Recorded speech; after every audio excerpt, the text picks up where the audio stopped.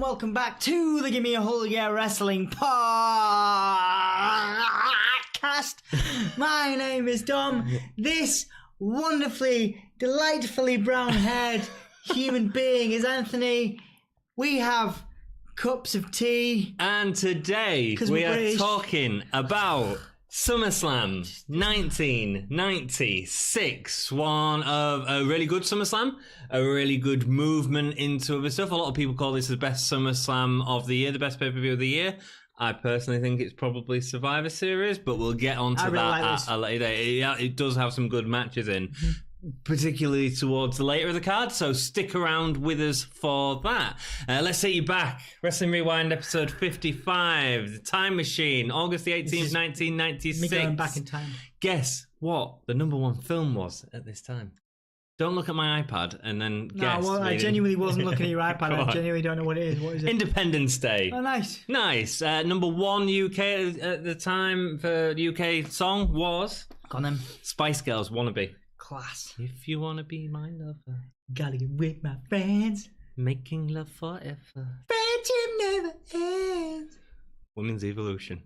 Rock and roll. Class. This is in Cleveland, Ohio. Commentators Mr. Perfect, Jim Ross, and Vince McMahon. I really like this. Perfect was a monster heel on the commentary. Yeah, he was. Harsh. He was. Even with Mark Henry, who makes a brief appearance in this pay-per-view. So there's some really good stuff here. A lot of stuff moving forward. And a couple of debuts that we're going to talk about as well. There's a Monsters video package at the moment, because you've got the two big heels in WWF at the minute. There's Vader, who's going against Shawn Michaels, and there's Mankind, who's going against The Undertaker. Weird that they're saying Undertaker's not a monster. He's the Van Helsing of the group. Yeah, I mean, I quite like weird, I quite like the introduction here, like the heroes, monsters thing. It was cool. It makes sense. I enjoyed it, and I enjoyed. I actually really enjoyed that. I thought it was a nice introduction. It was. First match is Savio Vega versus Owen Hart. So Owen, still with his cast on, man. Yeah, I love his cast. Yeah. He used that so well. Yeah, he does. He was really so. Cool. I way prefer him to Bob Orton. I think he's so clever with it. Yeah, like I say, it's used really well, and it's very heelish. Yeah, and he comes out with his slammy still. It's a good prop for a proper heel. He's so annoying. I love him. Yeah, he is really annoying. I love him. Yeah. The official stops Owen attacking. Wait until you get to a point where every 10 minutes he's shouting, "I'm not a nugget." I can't wait. The official stops Owen attacking Savio from behind early on with the cast, warning that if he uses it during the match, he will be disqualified. So we're establishing that early on. Savio starts attacking the cast. Savio really works over the arm in this match. I didn't really get it because it's not a real injury. Clearly, it's a heel gimmick. Well, I don't know. I think it kind of works, you know. Yeah, but would the face go for it? I think it didn't work for me. Savio might be trying to make it more. Hey, look, these two guys, two great wrestlers in the ring, and technically this was a sound match. Owen rams Savio's shoulder into the ring post after pushing out of a pin attempt. Owen switches it round and starts focusing the attack on Savio Vega's arm. Owen locks up Savio's arm into the ring ropes as he continues his assault. Clarence Mason, the legal attorney from Camp Cornette, comes down. Vegas and Owen both miss back heel kicks. Nice spot to see. Obviously, Savio Vega had a great back heel kick, which was generally finisher, and Owen was known for doing a great back heel kick as well. So I love the fact that they both missed the back heel kick. Some really nice, just sort of high storytelling-ish moves here as well. Yeah. Two very fast-paced wrestlers. Got a good drop kicks by Owen in this. And I really like the dynamic between Jim Ross, Mr. Perfect, and McMahon throughout the whole pay-per-view. It was really good. Ross was really on form, I thought. I really liked Ross, apart from one part. But yeah, he was very good. And it was nice to have someone... It almost feels like Vince said to Ross, look, Ross, I don't know what the moves are called. Can you name them for me, please? And he was constantly doing that. Mm-hmm. So he was actually getting a commentary team, which we haven't had for a long time, where they're actually naming the wrestling moves correctly, as opposed to Vince McMahon just going, is that a count out? That was really cool. So Owen hits an enziguri. Is Mason going to manage Owen Hart? That's sort of the question here. Is Cornette too busy with Vader to then go with Owen Hart? Who knows? Owen goes for the dirty pin using his foot on the ropes, but doesn't get it. Owen manages to finally hit the back spinning heel kick, so that's the first one of the match, and nearly gets the pin. Savio hulks up. Dom, What do you call a Savio Vega Hulk up? So we've got Hulk Hogan's Hull Up or Hulk Up. We've got Toma Hulk Up, which is the Tatankas. Do we have a good one for Savio Vega's Hulk Up? The Savio Sizzler. The Puerto Rican Power Up. Power Up. Puerto Rican Power Up. Nice. Porto Power Up. Porto Power Up. Sounds like Porto Lou. I like it. Cool. Nice. Well done. You didn't expect that. I like it. You come up with that on the fly. Cool. Vega gets the scoop slam followed by a leg drop and a sidewalk slam, but he can't get the pin on Owen. Owen goes for a neck breaker and drop kick off the top rope, but Vega kicks out. Savio goes for a suplex from the second rope, but Vega hits his head on the back of Owen's cast as he lands. Nice storytelling there, and it looked good as well. When Owen gets up, he takes his cast off to deliver another blow to the head, which the ref doesn't see at all, even though it happened. Yeah, there's a lot. Again, there's a lot of that this time as well. Like, you're just like, how is this not seen? How is this not seen? Yeah, man. Owen locks in the sharpshooter, but Savio is already knocked out. Clarence Mason comes in and celebrates with Owen Hart because obviously Owen gets the win. Not that Owen needed a mouthpiece at all. He didn't need it. He didn't need a manager at all, did he? Owen Hart? He was annoying us without a manager. Clarence Mason's weird because this doesn't really. At the point, this isn't really going anywhere because he also comes out for Bulldogs match, and you're like, "What's this? What's this about?" Unless Clarence Mason and Jim Cornette are going to get into some kind of fist fight. But it doesn't pay off in this pay-per-view. Yeah, it's a little weird, isn't it? Yeah, no, I agree. It's a story that's not very well told during the pay-per-view. Great opening match, right? A really good technical match. Yeah, really builds up the tension towards the end. Justin Hawk Bradshaw then comes out, JBL, arguing with commentary. It's a bit inaudible. JHL. What? JHL. JHL. Justin Hawk Bradshaw. Oh, yeah, of course, yeah. Yeah. Why? Yeah, weird, huh? Yeah, weird, huh? I guess Justin, I guess Leif, what was it? It was the Bradshaw from the Acolytes Protection Agency. No, it is Bradshaw, but like, I guess if you called him, Justin Bradshaw Layfield or John Bradshaw Layfield as he becomes. Justin Hawk Bradshaw Layfield. Yeah, he does. It's a bit posh, isn't it, for the big Texan gimmick? Yeah. And this is really the big Texan gimmick. He's wearing this cowboy waistcoat. He's got his windbreakers on. It's a weird look for JBL, isn't it? Long hair. Yeah, it's unlike anything of his later career where you've got like the how would you describe it? The Wall Street gimmick, it's very much which is great, Street, and then the Acolytes Protection Agency, which is the tattooed. It's just they're just bodyguards, aren't they? Yeah. Bodyguards for hire. Yeah. It's good stuff, man. Good stuff. Speaking of Acolytes Protection Agency, we have someone else come in. I always thought Farouk was better. Oh, okay. Well, we'll review it as we go along, my friend. They also had the Acolytes. Whole thing was Ministry of Darkness. So you became the Acolytes because of the Ministry of Darkness. Yeah, of course. Yeah, and then it becomes something else. And then it became a protection agency. Yeah, then it became a protection agency. Yeah. Cool. Rock and roll. Interview with Todd the Mullet Pettingale. The mullet is scared. Pettingale. He was real weird at this point because I don't think he fit in with the promo that they was doing. So this is a promo with Mankind in a boiler room. Yeah. And it's a cracking Mick Foley promo. It's a really great one. He's there in the locker room saying, "There's no place like home. There's no place like home." Licking a boiler.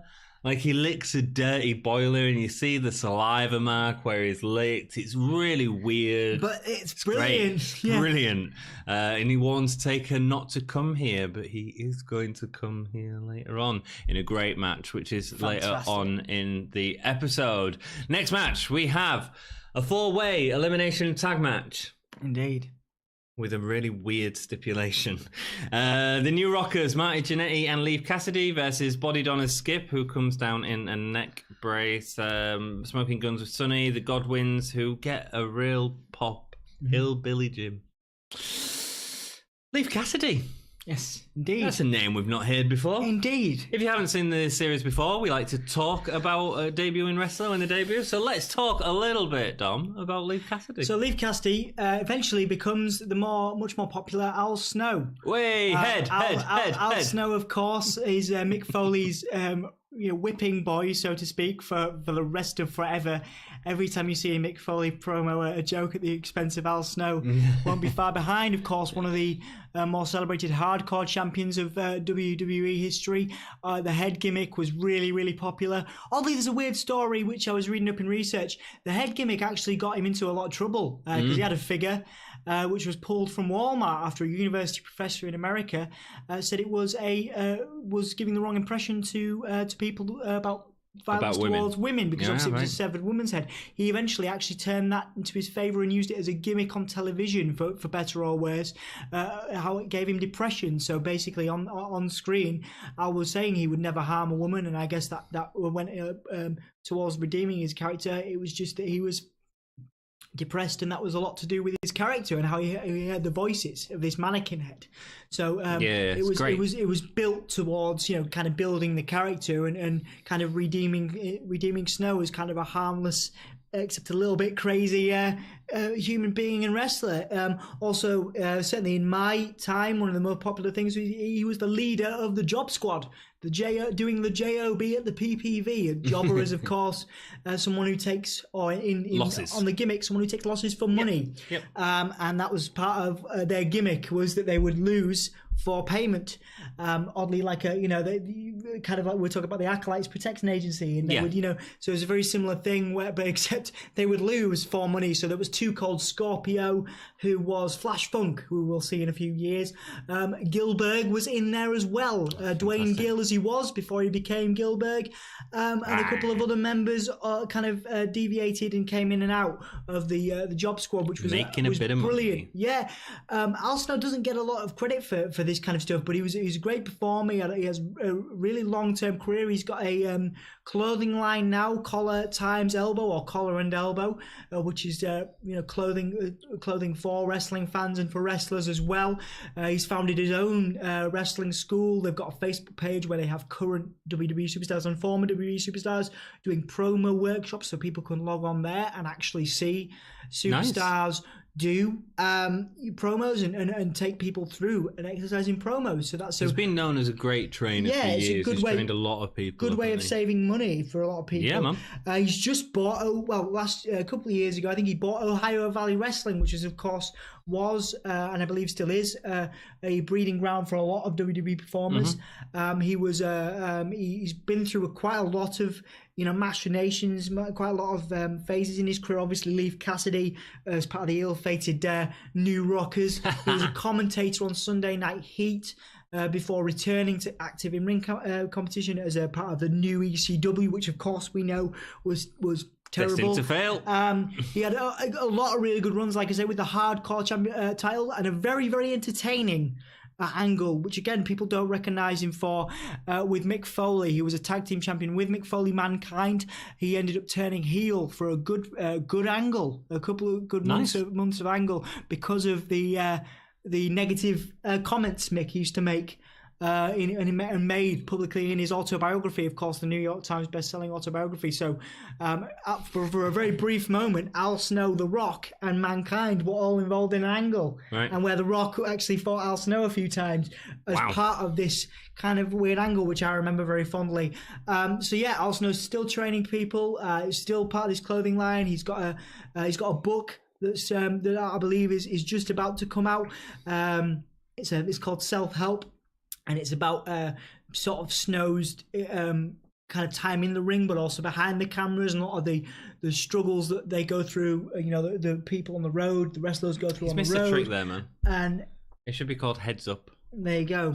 So yeah, there's some really cool stuff there about Al Snow, and I think certainly one of my favorite kind of performers of that time. Obviously a great run in ECW as well, again very tied into Cactus Jack and Mick Foley. Their kind of careers have always intermingled. I remember purchasing a very recent DVD on the history of the hardcore title, and Al Snow he's in that, featured heavily in that, but it's Mick Foley, Raven, and RVD, and every 5 minutes. Really? I would have said it was Holly that was bigger with the... No, well, the WWE selected Mick Foley, RVD, and Raven. Cool. Raven, of course, being the was an amazing fact. He has had the most championship reigns in WWE history, if you add them all together. Really? Wow. But anyway,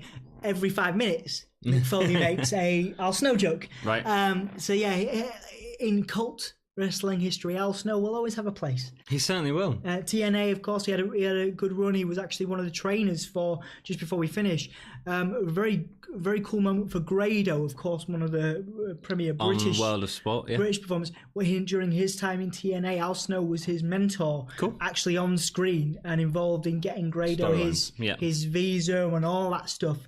So that was a big moment for Grado, I'm sure. Sure it was, yeah. Cool. Thanks for the heads up, Dom. No problem. It's nice to be ahead on these things. Let's talk a little bit about this time. Al Snow. I'm glad we knocked Al Snow on the head. We've dealt with that. The New Rockers. New Rockers. Put him in with the New Rockers. They were not ahead of their time. No. The problem is, anytime you do a new anything, apart from sort of a New Day, which is not a new thing. When you do the new Legion of Doom, is another example. It's like you've got an expectation of what it could be. LOD 2000, wasn't it? Man. Yeah, same. I mean, same thing. Yeah, it's rubbish. Same rubbish. It's harking on a period of good, which was Marty Jannetty and Shawn Michaels, and it's always going to be compared to that, and it was never going to match Shawn Michaels and Marty Jannetty. Had they repackaged these as a separate team and come up with a new gimmick and a new name and just said these are two guys that have got together in the way they do a lot more nowadays, then maybe it would have been a lot better, I don't need to see the New Rockers with Al Snow because he will always be compared to Shawn Michaels, and that's pretty difficult when the guy you're comparing it to is at the top of your company. And like I said, Al Snow is an incredible performer. He is. Leif Cassidy, as it was at this time, an incredible performer, but you again, that comparison is always going to subconsciously be there. Yeah. So into the match, a weird rule on this one. So it's an elimination tag match, but if you get a tag, you can end up fighting your own teammate. I don't think that. Yeah, I didn't get that from this. I mean, well, they have a moment, and I'll go into it. You could tag anybody in. Yes. From whichever team. Yeah. But I certainly didn't get that. There is, definitely. I'll go into it when we get into it. It's really weird rules. They establish it a little bit at the start and it plays into the match a little bit. Billy and Henry Godwin start off after Billy gets taken out by a knife front face. Sammy rolls out. Zip and Phineas get in, but both tag the Guns. So both Phineas and Zip tag the Guns. They do like an awesome celebration across the ring where they do this weird walk together, whilst Billy and Bart have to get in. And then they have to make contact, and the commentators are playing up. These two have to make contact. They need to fight. I didn't. Yeah, I was a bit lost here because I didn't make that conclusion. That's what it was. I don't know. I just thought the whole thing was a little strange. It was rubbish. I certainly didn't, because like I said, I got into it when the opposite teams were fighting. Maybe I just skipped over it. It was just the same. Yeah. So Billy and Bart get in and have like this weird face-off where people are like, "Oh, they're gonna have to fight," and it's like, but why would they fight? Yeah, that's even what I mean. If you had to make contact, it's like that's contact. Yeah, this is what I'm saying. It didn't register with me because it wasn't a. It doesn't make any sense whatsoever. It didn't even register as a thing because it just doesn't make any sense. In fact, it's quite it's rubbish. Ridiculous, isn't it? It's rubbish. Bart gets the tag on Zip then. Are you dying? Are you okay? Yeah, I'm all right. And then that weird moment... Thanks, though, man. We may continue. Yeah, that weird moment just made no sense whatsoever. Delightful. Marty Jannetty trips Zip on the outside for the Guns to get the pin. Marty Jannetty a bit Healy there for the Rockers. Leif Cassidy tries to bring up the pace, but the new Rockers, they don't have what the original Rockers had. They don't have the history and all that sort of stuff. It's so weird. And it feels like a weird team in this era because the tag division has moved on so much from the 80s and it's not got any better. I'd say in the 80s it was way better when you had the Hart Foundation, the Bulldogs, the Demolition, and this is so poor compared to that.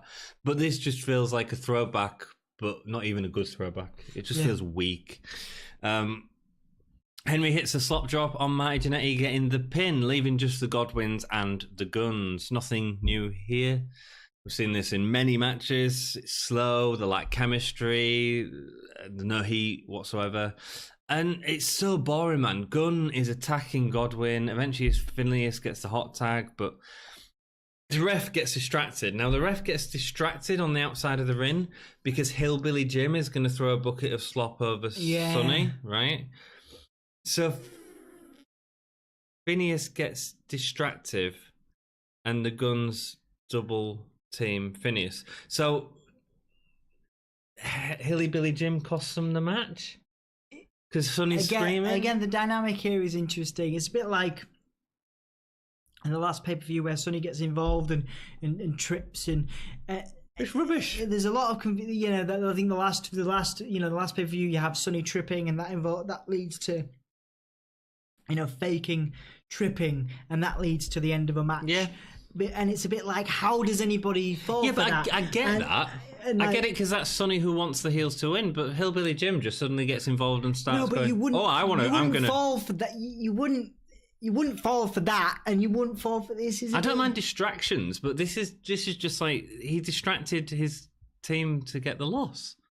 It's weird. It's very confused. It don't work. It's a bit like the finish to WrestleMania in that Ronda Rousey, Becky Lynch, Charlotte triple threat, where he's just like, how did we get here? Yeah, how did this happen? Yeah, well, botchy. Yeah, super botchy, really. Yeah. So rubbish. It's rubbish time for tag team wrestling. Rubbish match. Shouldn't have been on the card. Didn't like it at all. Yeah, and okay, all right. So I've gone on record in the last couple of reviews. I know you don't agree with me by saying the Smoking Guns are the best tag team during this time. Obviously, I've also they're the best tag team. I've also talked about the chemistry between Owen and Bulldog. Who do you think? I've not asked you this. Who do you think is the best tag team of the Bad Bunch in this time? Probably Owen and Bulldog. But they weren't really a tag team. Interesting. Okay. I wouldn't have necessarily put them as a tag team because although they the previous episode I was talking about chemistry. Yeah. I wasn't necessarily talking about. I don't think that was clarified. Probably at this time. Yeah. But I think it's such a low time. Yeah. I agree. I don't know. Maybe we're about to get some really good stuff as we hit 97, good stuff. 97, 98, 99. You're about to see some excellent factions. Yeah. More than anything, factions and tag teams come into it. We're about to hit the age of the faction. Yeah, and some of the best tag team wrestling of all time. So I think we're about to, but I think like we've done with the 80s and the sports entertainment aspect of wrestling, where we've been like, and we've come now to find much more entertaining matches as you hit, the Bret Harts and the Shawn Michaels. I think the tag team division, oddly, I suppose, is there any comparison to us nowadays? Because there's not that much there is. great if you stuff. Look at, I don't really want to talk about modern day too much, but if you to look at modern day Raw, that's just as awful as it was here, to be honest with you. Interesting, yeah. So there you go. So there we go. But that's probably not relevant because the Superstar Shake-Up happened a week ago when the videos have been released. So, Sonny, we have got some great stuff in tag team wrestling coming up. So if you want to watch that, if you're enjoying this stuff, subscribe to the channel, man. Leave us a like. Head over to Facebook. We put funny stuff on there. Sometimes about tag team wrestling. Sometimes about The Simpsons. Present day stuff. Sometimes, it's all memes. Everybody loves a good meme. Head over. I don't know what that is. Is that a meme of a meme? A meme. Do you not know what a meme is? I know what a meme is, yeah. You know what a meme is? Yes. We have lots of those. Very good. Those are on the Facebook page. And they're also on Twitter as well. OMG. If you go to Twitter, you can find us there. Instagram. And if you want to support us on Patreon, you can. And also, Redbubble, if you want to buy a t-shirt, that is rock and roll. Indeed. Yes. Yes, we rock. Let's carry on. So Sonny gets a mic. And our roll. Sonny gets the mic at the end for the more interesting part of the match because Sonny's the only interesting thing in the total I like division. This with the thing. Yeah, the man. So she celebrates the Guns win. I want all the women to look at the Guns and look at what real men looks like. Typical sort of heel thing that a manager would say. That's fine. It's happened plenty of times before. Then she says, I want all the women to look at the women next to you, the fat, out of shape women. Yeah. Wow. Yeah, that was harsh. Whoa. Harsh, Sonny. The camera's cutting to these women in the crowd who are completely insulted by that. Super annoying. Seriously. Yeah. It was a good heel promo. It was, yeah, I agree. And then she unveils a massive poster of herself, which hangs above the ring, just to make the place look better. once again. Sonny, the only interesting thing in the tag division. And it's a naff match. And awful.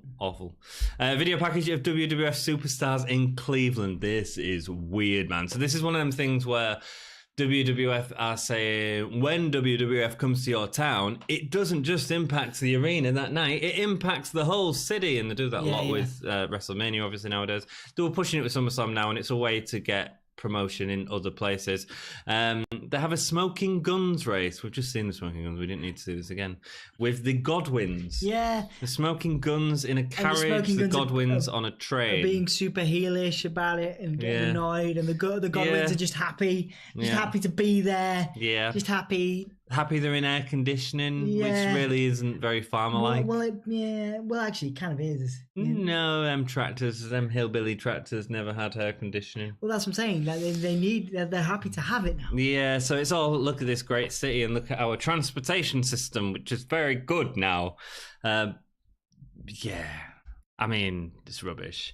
Then Jerry Lawler's watching a baseball team. That was a bit better, trying to learn how to do an illegal pitch. He's asking, is it the Cleveland Browns, I think? Yeah, the Cleveland Browns, yeah. Maybe not. I'm probably wrong It is the with Cleveland Browns, because I remember there's a direct... there's a Family Guy which is a direct reference to... But I don't know if Cleveland Browns is the American football team. No, it is. I remember because I was surprised. Okay, cool. Yeah. So they're trying to learn the illegal pitch. He's going to research. He's going to learn an illegal pitch. He wants to learn how to spitball, which is an illegal move that they do in baseball. So he's asking all the other baseball players for that. Genuine team. Yeah, is it baseball? It is. I know it's a genuine team. It is... No, it's not. No, it's American football. Rock and roll. So it was with the Cleveland's baseball team. Then he's complaining about being in the rafters and stuff like that. It was really funny anyway. Jerry Lawler is good at stuff like that. Then we see Superstars painting over graffiti, including the world's strongest man. Doing a bit of research into American football, mate. Yeah, boy. Doing a bit of painting, and he's painting over graffiti and stuff like that, helping the community. Then Undertaker and Paul Bearer have done a giveaway. They've done a giveaway in a funeral home, and the lucky winner of this giveaway wins a funeral. Very goth. It's the weirdest thing ever, man. I mean, the marketing team at WWF were really. I mean, at this time, I get the gimmick, but like, I've never heard of like winning a funeral. It's very goth. That's all I gotta say. Like, this time, you got in mainstream culture, you've got well, in American mainstream culture, you got the Marilyn Mansons and you got the Nine Inch Nails. This is why Undertaker would have been a huge, thing. Giving away funerals. And goth was a huge culture at this time. Absolutely. So maybe that was a thing. Giving away funerals. It's just weird, man. British Bulldog versus Psycho Sid is next. The new babyface Psycho Sid. I expected nothing from this match. Was it alright? It wasn't too bad. It was better than it should have been. Yeah, it was, absolutely. Sid delivers his intense babyface promo at the start, whispering and growling. It's hilarious. I had no idea what he was saying. It's his whole thing, isn't it? The master. I love rainbows. Rainbows. Who knows what he was saying? I couldn't hear a word of it. That's definitely a Psycho. He just looks like a babyface who looks like he could turn at any point. He comes out. It's hilarious when he comes out and he's like, "Hey, yeah," and he just looks like a hero. Have you seen him when he's like playing to the crowd and he's like, he starts smiling. He's like proper into the fact that the crowd like him. It's like weird, almost like he can't believe it. And then he turns into this heel again. It's weird. It's really odd. I quite find it hilarious. And his ring gear. That doesn't help either. I think they needed to... The all black boots and the all black... Yeah, it was the same ring gear as What do you call it? Is it No, it's not singlet, because that's the... What do you call it? Is it just tight? Trunks. Just trunks, that's it. Because they have the singlet, doesn't they? Which is a single one. And then the double. Like, what is that? Let us know down below. I don't want to type that into Google. What is the thing with the two... Straps. Two straps. Two strap. Yeah. So somebody tell me what that is. Wrestling fans, tell me please, because I don't want to Google it because I'm afraid of what I might find. Bulldog can't put Sid down with his running shoulder barges, and Sid can't wrestle, so puts him down with a clothesline. Slam by Sid leaves Bulldog walking away, killing time. A delayed vertical suplex from Bulldog, impressive on a guy like Sid, man. Massive. And Sid did well to stay up as well. Yes. Sid did well to stay in that lock position. Connor is watching from the locker room as Vader's sort of dancing and stuff, doing a Vader dance. The Vader dance. Is it this where it's like... Yeah. Early Lesnar. The early Lesnar. It's Vader time. It's time. It's time. Vader time. You're so intimidating when you do that. Bulldog hands Sid on the sock probe, and Bulldog gets his power slam, but Cornette comes out arguing with Clarence Mason. Yeah, because Clarence Mason is there trying to poach Bulldog for some reason. Leading to Sid to get his clutch out Simon powerbomb for the win. It was an impressive powerbomb again. Sid did a good job there. The crowd are happy with the result. I don't get it. They want a lot to the match. It wasn't a good match. It just wasn't an awful match. It was just okay. It was definitely okay. It was okay. It was fine. Sid got a massive pop, man. Mm-hmm. Goldust with Marlena versus Mark Amaro. This was particularly notable. With Sable is next. Particularly noticeable. Notable because of the stuff that happens with Mankind, particularly. Yeah. I mean, these two have had a couple of back and forth kind of moments. Again, a lot of this is really creepy. A lot of this is very early Attitude Era. You know, Goldust goes for Sable. A little bit rapey. Creeps everybody out. Can we say that on YouTube? Yeah. Sorry, YouTube. Yeah, so Goldust has been showing his affections towards Sable. Marlena's, of course, fine with this because it's, the 90s in an open relationship. Was that said on camera? Something like that was. It was implied. There was some kind of implied thing. It was implied, but I never really saw Marlena and Goldust as a couple. Well, they were actually in real life. Yes, IRL. But in terms of in gimmick, it didn't really come across. She was more the director, and I didn't. That's why I didn't get Marlena. Mirror interview. I loved Marlena. You just like a lady who smokes a cigar. I loved Marlena. I thought she was great. She was very, very gold. Matt Mirror interview. The show footage of Mankind coming to the ring, squealing at Sable and calling her mummy. Is that Mrs. Foley? If he's Mrs. Foley's baby boy. Well, yeah, but Sable wasn't his mum. Mummy! But then some people are into that. You know, if you're into that, then that's absolutely fine with us. Each to their own. Call me daddy. Mirror says he doesn't understand all the head games, but he is focused. Mirror looks like $1 million coming down. Actually, he's in a sparkly robe. Yeah, he's really up to his entrance. He's got. I think he's the modern day equivalent of him. Although I'm slightly more into Bobby Roode. Yeah, I was just about to say that. Again, Bobby Roode, brilliant performer. Brilliant, better than Matt Mirror. But I'm not as. I think Matt Mirror's a better performer. Ooh, interesting. But I'm more into Bobby Roode because I don't know. He grabs me. I don't know what it is. His mannerism grabs me a bit more. But I feel like people get Bobby Roode nowadays as much as we get Mark Merrill. I think he deserves more. But people don't get him. People don't seem to know what to put him. He's not putting on the best matches either. They're okay, and they're a bit botchy at times as well. Goldust theatrics and character work is a lot better in this match, I say. It's a lot better. He's not letting the character work slow down the match as much as he has done previously. There's a great moment as the two have a running exchange. Mero ends up raising his fist to Goldust as he falls backwards, avoiding it. That's really nice. It's sort of that cowardly heel thing that Goldust does so well. And it's not slowing things down because he gets up and keeps going with it. Mero keeps in control of Goldust and starts focusing on the arm, where it ends up being Mero who's the one that slows down this match more. Goldust backdrops Mero out of the ring, and when he tries to get back in, his shoulder barges him off the apron. Then Mankind comes out, creeping around Sable. Mummy. My issue with this is Sable's selling of it. It's too much. It feels proper horror movie. Oh my God. I think that's kind of what it's supposed to be, though. But it comes across as a woman in distress, which I don't find entertaining. No, of course you don't find it entertaining, but I think that for a storyline, this adds to Mankind's sort of villainous creepy thing, which is what McMahon Vince McMahon particularly will have wanted that. Yeah. I just think it should have been more a sort of I'm going to back away and stay away, as opposed to proper like. It was proper like. I really that, bought into it. I really bought into it. Yeah, cool. And it's not because I think I'd like to clarify. I think that from a sports entertainment, if you look at it like you like a sitcom, WWE is effectively a sitcom. I thought it was too There's much. not enough horror in.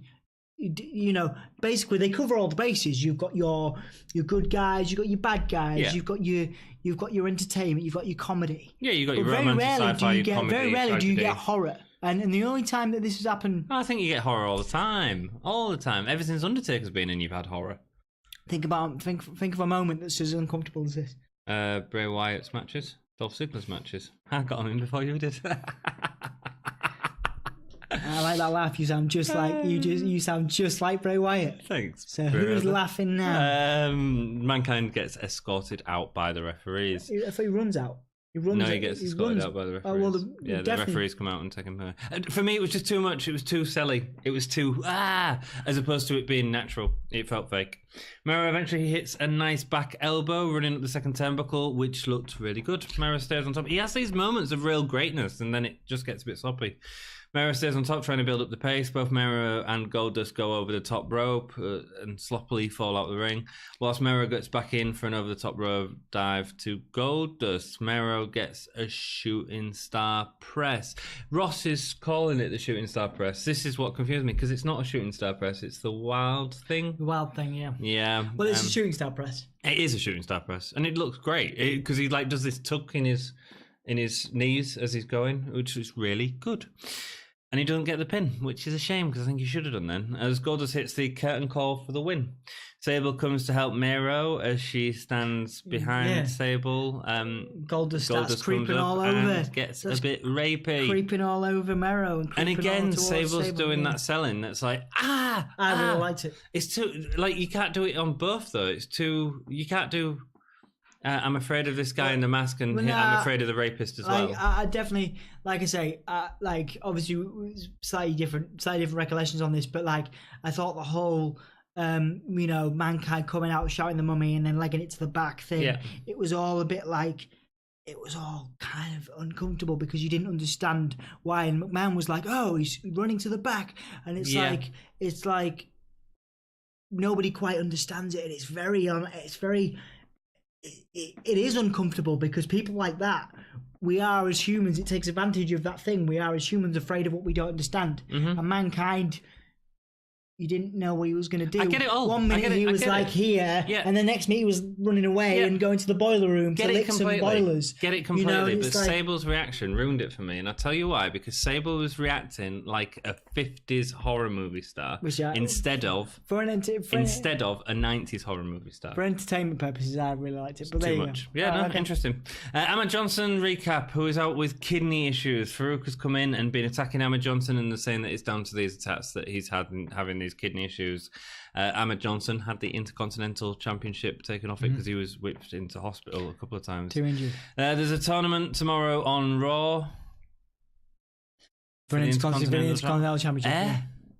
This was SummerSlam, man. I mean, give us a title. Even put it in the Goldust Mero match and make it mean something. It's almost like you wait for hours and hours for an Undertaker return at WrestleMania. Yeah, and then he shows up on Raw. Yeah. Weird, eh? Weird. That never happened. Isn't it weird? Yeah, strange. It makes no sense. I don't understand it. You put it on the big show. We don't need it to be on the After Raw. You can put things on the big show, and that would have. But it goes to build up Farouk, who oddly has a weird helmet on. So put Farouk against Matt Mero. For in an Intercontinental title breaker match. Do that instead of Goldust. And you have bloody Farouk out there with his helmet on for some ridiculous reasons. You told me this, and out there with Sonny, and there's Ron Simmons loving life because he's got this weird head thing on, and he's parading Sonny about. So Ron Simmons comes out looking. This is Farouk Ahmed, as he's known. Farouk Assad. Assad, sorry. And he's wearing this gladiator gear. So it's like a teal headdress with teal sideburns. It was a bit like something from Gladiator. From Gladiator or but really or naff. He-Man or something along those lines. Or CBBS. Oh, CBBS. It looked awful, man. It really looked stupid. And do you know why he did that, Dom? You told me this, but I want you to tell the people. I'm going to tell the people. Tell the people. Vince McMahon put it on this because Ron Simmons was balding. Vince McMahon. So he thought he'd look better in a shiny turquoise helmet. Vince McMahon's weird. Vince McMahon is very strange. His idea of entertainment. Weird. I was watching on the network. There's a Table for Three with the independent Ricochet. Yes, there is. It's very good. And I watched this, and you remember him, Johnny Gargano, telling him his story about how he got the debut as like the King of Liechtenstein or whatever, and what he had to wear, and how he went through to Vince, and Vince was like, "He looks great," and he looks ridiculous, and you just think, how is this man a billionaire? Like, that is exactly how. That's a really good analogy of how bad Ron Simmons looks in this. It's like you're weird. A billionaire. But this is the thing. Like the Gargano thing was like a one-off stupid thing to put over. Was it MVP? MVP. This is like this is his serious gimmick. This is our future potential Intercontinental Champion. And he does, like Farouk has had, of course, Ron Simmons becomes. I mean, he is already a legend. He'd already been a world champion at this point, and you just think. Well, world champion in WCW. Yeah, WCW. I'm going to tell you a little bit about Farouk because it's the first time that he's appearing. Please do. I'm a huge fan. Before going into wrestling, he was a pro footballer, playing for 4 different teams. The Cleveland Browns, that's why it was in my head. The Ottawa Rough Riders and the Tampa Bay Bandits. I told you it was an American football team. Are you going to say Jiminy Cricket Promotions? No, I'm not, but I have written down Jiminy Cricket. But I mean, Jim Crockett Promotions in 1987 is who he joined and would soon a former tag team called Doom with Butch Reed. Damn! I mean, Doom! He was known as Doom 1 and Butch Reed was known as Doom 2. Amazing. Doom. Damn. Should have a callback to that, man, at some point. They were a masked tag team and they were forced to unmask after losing to the Steiner brothers.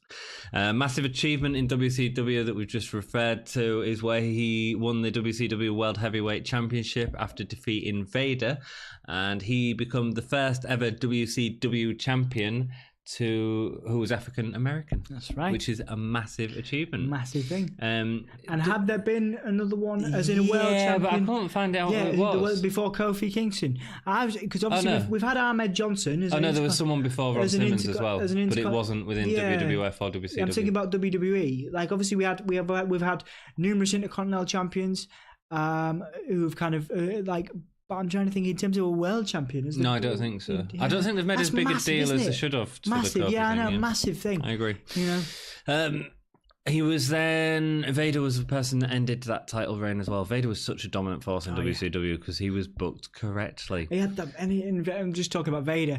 One of the things I loved about Vader's character, you see it in the 2K games that he's in. He never does this in WWE. That blooming head thing where he's got the head. He puts it on. The big shoulder guard thing. The Mastodon thing. Yeah. Mastodon. Mastodon was a nickname given to him by Vince. Yeah, but they had the I know what you're saying. But it's really frightening, and I love that. Yeah, it was great. He was booked so much better in WCW. In 1994, he joined ECW. He was having matches with Shane Douglas, Mikey Whipwreck, and 911. Back in the ECW. Obviously, we'll be covering his WWF stuff in the future with his Acolytes Protection Agency, and of course the APA, Nation of Domination. He's the leader. He was the leader. Who was overthrown by The Rock. Interesting. That was me trying an eyebrow. After his sort of main run here, because he's in for a fair few years, he'd occasionally come back. Santino Marella, he had a feud with him. Carlito at some point. He'd had the Raw 25 recently, so he still comes back. He popped up in Mania this year. He for a quick did he? For a quick damn. Was that in Hall of Fame though? It was definitely over the weekend. I think it was Hall of Fame. I wouldn't know. He definitely showed up on the pay-per-view. For a damn. I can't remember what segment it was in, but it was definitely there. Cool. He was inducted into the Hall of Fame in 2012. Trying to think, there was a pointless. Aha, got it. It was when the B team are celebrating. They're celebrating a win, but it didn't happen. I can't remember the specific. Cat Hawkins and Zack Ryder. But the B team are celebrating, and whoever they're celebrating. Oh yeah, that's right. Yeah, whoever they're celebrating lost. Yes. But then Daniel Bryan. That's it. And then Ron Simmons comes and says, "Damn." Comes in, gives it a damn. Hey, if you've got a gimmick where you come and say "damn," you can do a really good job. Uncomfortable video package next with Jake talking about his being an alcoholic and a recovering alcoholic and how he wanted to die, and he hopes this helps make younger athletes not make the same mistake. It's really uncomfortable to watch this, man. Partly because we know that this part of his addiction was only the beginning of what would become an addiction that would go throughout his life until and hopefully it stayed like this when you're watching this, but like until DDP intervened and sort of helped him out with that. Addiction was a huge part of his life. So it's uncomfortable, but at the same time we also have to remember that he was comfortable doing it and wanted to do it. And one of the things about Jake, which is really sort of forward thinking, is that he was doing the reality era stuff long before the reality era was the sort of thing. The promo is cut in with insults of Jerry Lawler. Some of these are funny, some of them are cut in close to the bone, and that's sort of the point of it. That's what Lawler was good at. Yeah. You know? I'm going to rush through this because I feel like we're going on. Mark Henry comes down as the Olympic hero. Mark Henry. He's on commentary for the next match, and he has a little issue with Mr. Perfect here. There's a bit of friction between them. Yeah. He's like, "Are you going to shake my hand?" And Mark Henry's kind of nice about it. Like, you know. Yeah. He's okay. Yeah. Lawler comes down with a green bag, and under his jacket has a Baltimore football jersey on, obviously the rivals to Cleveland. He brings out Jake's tag team for the tournament, JD, which is Jim Beam and Jack Daniels. Lawler starts insulting Mark Henry and the fact that he doesn't have a medal on him. I think he was injured during the Olympics. I really like it. I very rarely like Jerry Lawler in any circumstance, to be honest. I'm not really a fan this of is it. really interesting because I like some of his other stuff, but this went on way too long. I like his promos here. Okay, it was good. I mean, that's all it was really, but it just went on way too long for me. Lawler takes out his green bag. It has a bottle of wine. When Jake comes out, Jake brings out a massive snake, puts a snake on Lawler.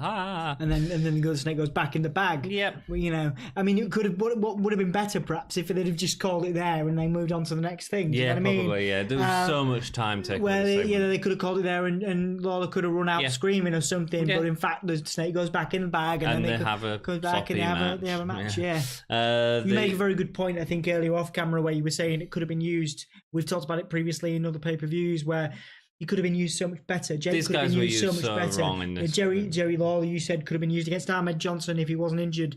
Jake the Snake could have had another match with Stone Cold. Or Jake the Snake against Farouk, you know? Put that on. Start giving over the young, or a rematch against Farouk, you know? Into the match. The match starts. Lawler runs commentary, offering Jake a whiskey. The match has started and we're still getting this sort of running around.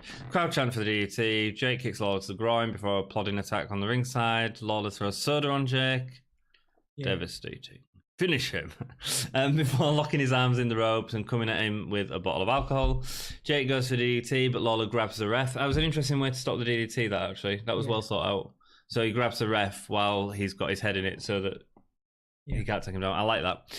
And then he grabs a bottle of liquor while the ref's distracted, punches Jake in the throat and gets the pin there. King says that Jake's throat is dry and he needs a drink, forcing alcohol onto him as he sat on the ringside. Mark Henry gets involved chasing off Jerry Lawler. Again, the forcing down alcohol, I think, is a bit too much. Yeah, I mean, it was. You said to me, I think you researched, Jake actually asked for this. I was quite surprised. Yeah. I mean, there's other instances in WWE, like with Scott Hall when he come back and he was a recovering alcoholic and like he was on medication to like make him sick if he drank alcohol and stuff like that. And then the WWE was doing stuff with alcohol and like pouring alcohol on him, which would make him like vomit and stuff. It's like weird, man. I mean, I get I get the lads thing, but that's just too much, man. It's way too much, especially with addiction. And these guys should have been putting other people on. Right, let's get things back on track. Here we go. 2 great matches here. Boiler Room Brawl. Undertaker versus Mankind. It's brilliant. I can't say enough good things about this. This was like hardcore. This is the first early machinations of what a hardcore match was. Yeah. And it was like it was so many firsts in this. Yeah, it looked brutal. Yes. And you could tell that a lot of that stuff really did hurt. You know, there was a lot of really... Oh, man, Mick Foley. And this is what I mean. This is the time that Mick Foley can bring out that stuff. Yeah. Not in a match against Godwin. Yeah. From our last episode that we talked about. Paul Bearer gets a full-length Undertaker entrance. Bit weird. All the Boiler Room stuff was obviously pre-filmed. It's not one shot. They actually changed shot a few times, and for whatever reason they do this static thing that lasts too long. They have the losing signal. Yeah. I quite like. I did like quite one of the angles. Again, it looked like a horror film. He had Mankind Reese looking at the camera on the floor. It's great. Like, it was really well done, and you had them battling through the locker room. You saw Stone Cold with his waistcoat. We'll get into that when we get into it. Yeah, because that's a big spot as well. And then, actually, of course, the big twist at the end. All the Boiler Room stuff was pre-filmed. The start of it is Undertaker searching for Mankind. I thought this was a little weird, actually. Taker almost looks scared. I get that it's against Mankind, but I don't feel like the dead man should be scared. He should just sort of be deadpan looking, shouldn't he? Yeah. It doesn't really go... He was playing that sort of fear. But then we see Mankind appear behind him. Obviously, the audience can see him, but Undertaker can't. And he attacks him with a plastic thing. Bang! It all bends. The two have... The commentary. The commentary was rubbish during this match. So they're quiet. They're completely quiet, apart from Jim Ross, who occasionally goes, wow. Yeah. Wow. Like, they should have been commentating on it. I don't know, it doesn't build the suspense. It's a bit like a Blair Witch Project type thing, where I think there was a lot of building suspense here, especially in the kind of darkness of the boiler room. Yeah, I don't mind that. What you do, though, is you set it up by saying, it looks like Undertaker's searching for Mankind, and then you can go quiet and you can let it build up the suspense. That's absolutely fine. But then when Undertaker, when they start having the fight, because it is a fight that they're having in the back, it should have been, oh my God, look at that, he's done that, and that would have made it so much more exciting. I liked it. I thought it was very kind of, I really enjoyed this. I thought it was very street fighty, very, 2000s hardcore style, and I like, obviously they have the commentary, but it was very that's what I mean. It missed it for me. But it was a bit like there was a brilliant Boiler Room Brawl that later on that happened. It was a halftime. The Rock. It was and Mankind. There was a halftime thing. Empty arena match. There was the empty arena match, but there was also another one with Triple H as well, a Boiler Room match. And again, I like it because it's kind of different. It's extreme. It's without the production of WWE. I just like the commentary. Yeah, I see what you especially mean. when you're doing this, and especially not Jim Ross just occasionally going wow. They use lots of weapons. Obviously, there's lots of pole props around, which are really well placed actually. So it never gets boring because occasionally some poles fall over and it makes a loud clatter. There's a great point where Mick uses a fire extinguisher to spray into Undertaker's face, which is fine by itself, but it doesn't necessarily look like a fire extinguisher. It looks like he's using the pipes somehow. So using the idea of the boiler room and the steam from the pipes, which is really cool. Taker hits him with a pallet, which splinters on impact. It looks great. Foley taking the bumps. So Foley puts a tube between Undertaker's legs and wrenches it up a couple of times, hitting the Undertaker's gravestones. Foley climbs a ladder and delivers an elbow onto the concrete, which looked devastating, and then the crowd would start booing as the technical edits start happening. It went on a little too long, them edits, for me. I think that's all that was wrong with it. Foley then climbs a set of ladders that are put against a wall, a wooden set of ladders. I thought them ladders were going to collapse, actually. There was a really uncomfortable moment. I mean, it looks great where Mankind's on the wooden ladder, and he leaps off, but you just think, wow, this is like that's literally a floor that could. Yeah, so it's a concrete floor. That could slide easily. He goes face down. Any. Well, they've got a padding for him to fall on. Yeah, they've got the cardboard foam box. padding, which is just cardboard boxes. Yeah, that was great. Like these days, it's like foam or airbags or blah blah blah. Yeah. Mick Foley, I need a few cardboard boxes. Cardboard boxes and a sheet. And he half hits them. And a sheet, yeah. Great. We see. Foley climbs that ladder, so that's cool. So then they're both trying to get out of the boiler room, and that's when we start going in. There's a couple of back and forths here where Foley is trying to barricade a door, and we start to go into normal edits where Undertaker's behind him, so it's two film crews if you like. That's fine. And then that's when they start actually filming it live. So everything else was pre-filmed, and this is where it comes live. Undertaker bursts through the door, and you've got a brawl in the backstage. Now it's the first time we've really seeing this, normally it's a brawl during an interview. Yeah. This is a backstage brawl, and what they've done is they've got all the guys out who have had previous matches. There's Stone Cold there. There's a couple of others faces. And they're all shouting. Go on, and building it up and making it feel real. You know, something that WWE struggles with at times. Yes, of course. There's a great spot where... And it generally looks like the scrambling as well looks like it looks off the cuff. It looks rough and ready, which again isn't a thing WWE does very often. No, they don't. Mankind throws coffee off him. You actually see the stone coming off the coffee. It's really cool. But Undertaker sort of no sells it. It's not very cool, is it? Yeah, should have. Yeah, no, it's very hot, baby. Both come at the ramp. Undertaker hits him with a 2x4. It breaks. It wasn't gimmicks. It just broke because he hit it. Foley exposed on the concrete floor before delivering a pile driver to Taker on the concrete. Wow. Foley, good worker. Foley goes to get the end, but Undertaker stops him, fighting him on the apron, and Foley takes a nasty back bump onto the concrete. Taker goes to Bearer, kneels in his pose. And Bearer's like... And Bearer's like... Undertaker pose. Yeah. You have a really long tongue. Thanks. Weird. Call me Gene Simmons. Is that what he does? I just realized that looked really creepy on camera because I was like, really creepy. Taker goes to Bearer, kneels in his pose, waiting for the end, but Bearer tears away. But he's like, Mankind comes behind him and slaps on the mandible claw. Mankind goes behind the Undertaker, not Paul Bearer. Yes, and slaps that on. Puts Undertaker to sleep. Undertaker gets back up, but Foley goes for it again. And then Bearer stomps and slaps on the Undertaker as he hands it to Foley. Yeah. And then Mankind's there. Wow. With his hand, clutching it to his chest. Do an impression of Paul Bearer. Whoa, yes. Oh, no, wait. I'm Paul Bearer and you're not. That's what he says at the end for some reason. Yeah. No, do Mankind interrupted. It's a great team, like Paul Bearer and Mankind. When he's like, which is really creepy. It was really creepy when he did those things. Cool. It's cool. I like it. 6 years, manager for Taker. No longer a manager for Taker. Not the only time that Paul Bearer obviously turns on Taker. But it's not as secure as we think. I think people would have been genuinely shocked by this. Yeah. And then we get a line of druids that come out and pick up the Undertaker's lifeless body because he's not going to sit up. I think Jim Ross or Perfect was on commentary and they said, I just feel like he's going to sit up at any point, and he doesn't. And it's really well sold, man. Really well done. The druids take off the Undertaker.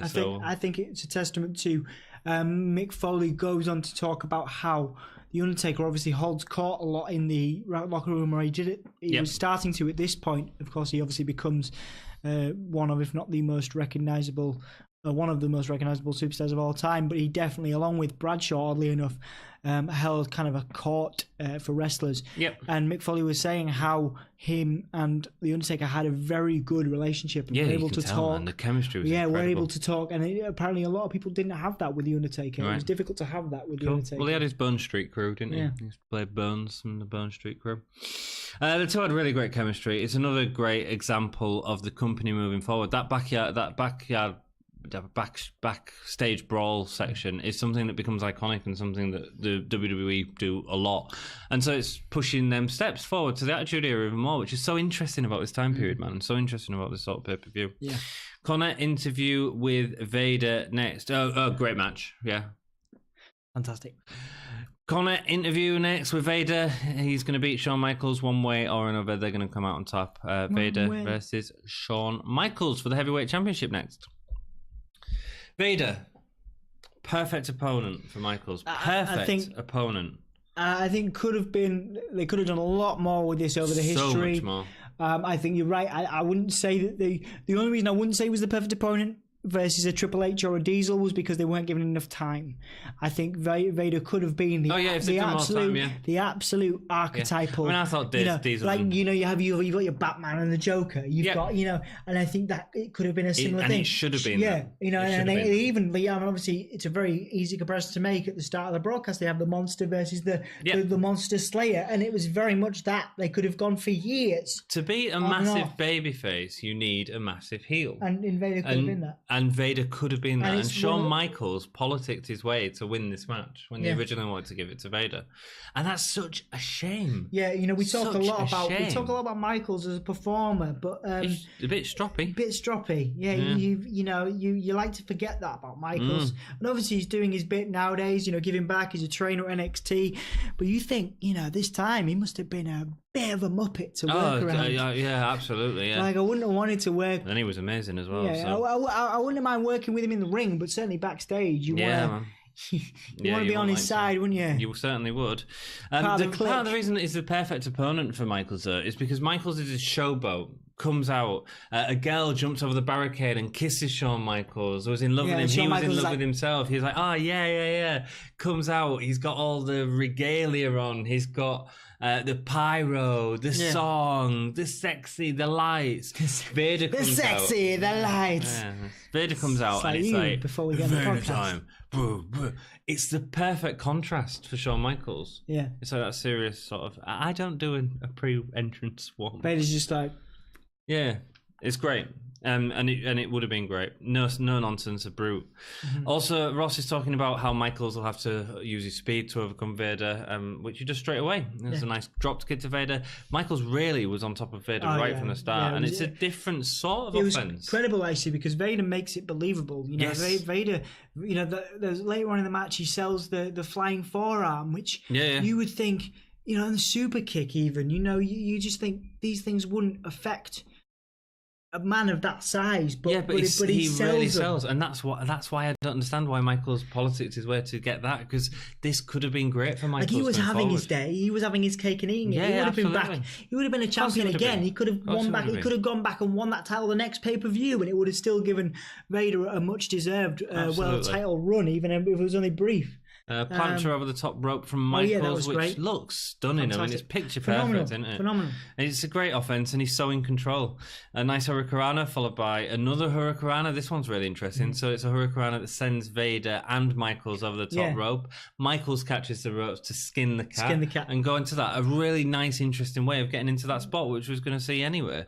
When Michaels goes for another Hurricanrana or potentially Frankensteiner onto him over the top rope onto the outside, Vader catches him and power bombs him on the outside.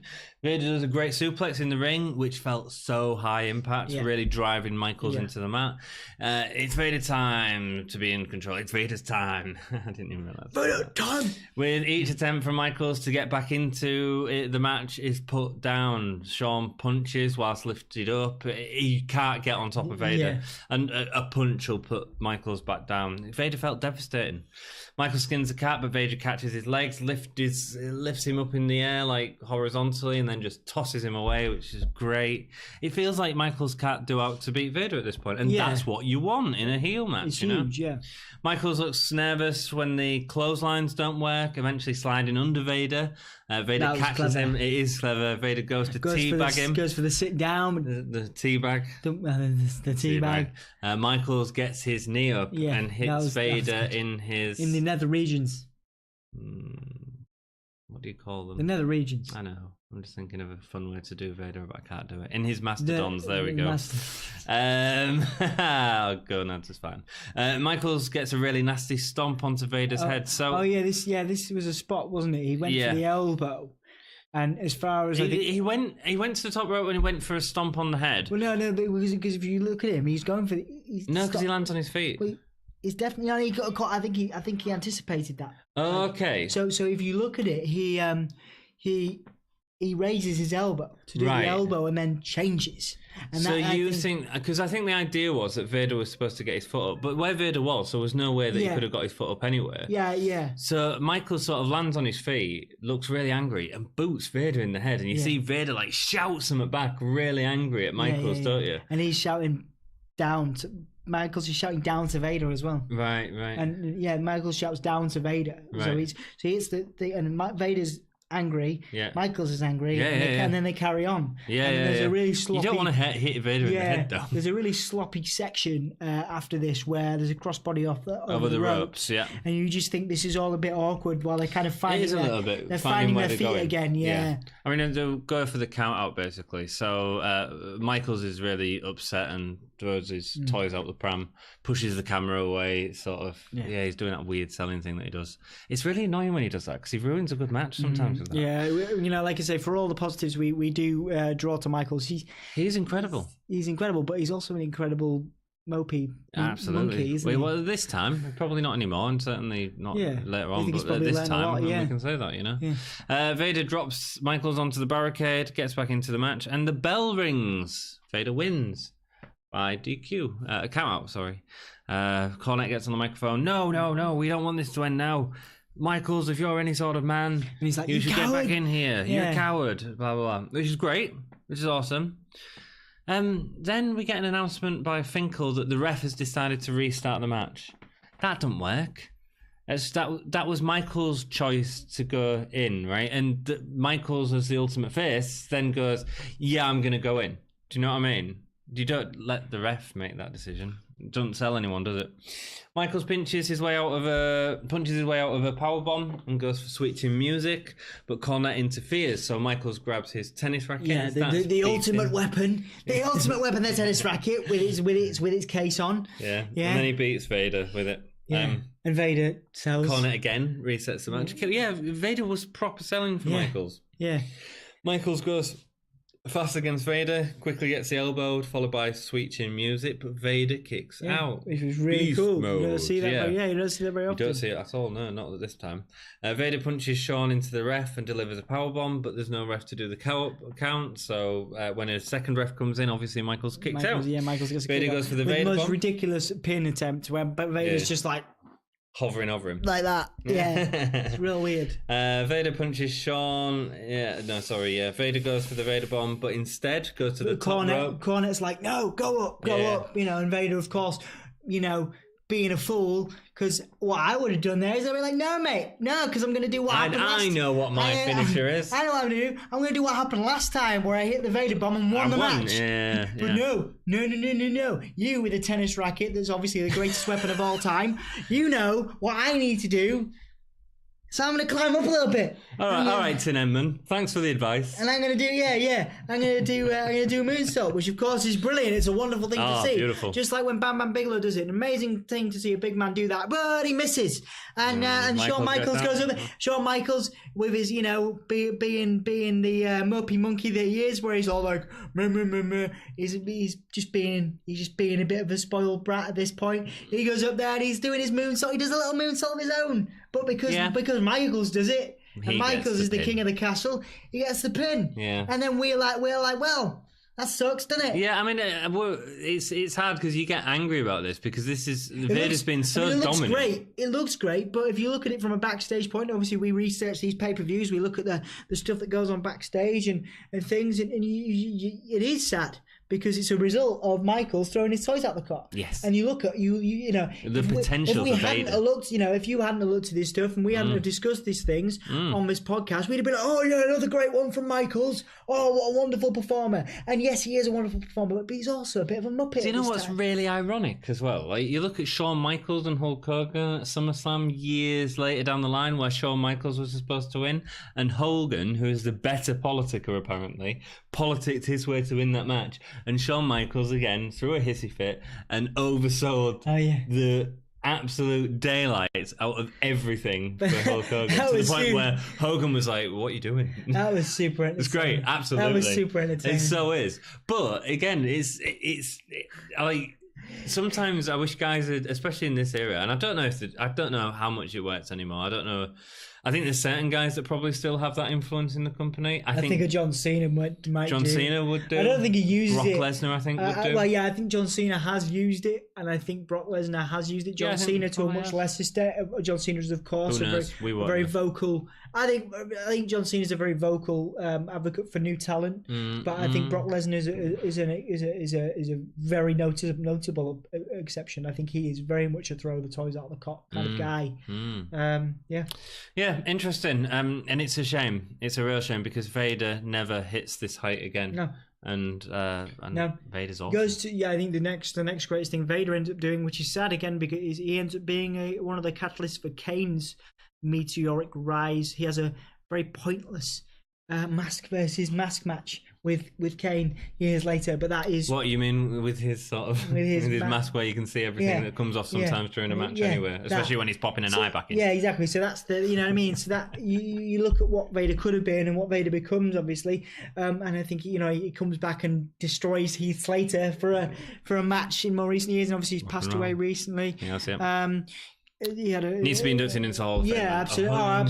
Absolutely. Yeah, absolutely. Gay stars for this pay-per-view? I'm going to give it 3. I'm giving it 3. I think it's great. Yeah. I think them last 2 matches, the rest of the card's rubbish, but watch them last 2 matches. I think it's a 3-star one. Best match? I actually really, if you look at it from a sports entertainment perspective, I enjoyed the Jerry Lawler, Jake the Snake thing. I think it told a good story. I think Henry... Why are you even talking about these matches? Was it the Boiler Room Brawl or was it Shawn and Vader? Well, I'm just saying there were other points for me that entertained me, and I mean, really, it was that match that I enjoyed. Which one? It was the Jake the Snake and Jerry. Oh, right, okay. I enjoyed. So you were giving that your best match? No. I'm saying I enjoyed it. Go on. I enjoyed it. Best match was Boiler Room Brawl. I'm gonna go Shawn and Vader. And the performer of the night. Performer of the night, Foley. Yeah, without question. Yeah.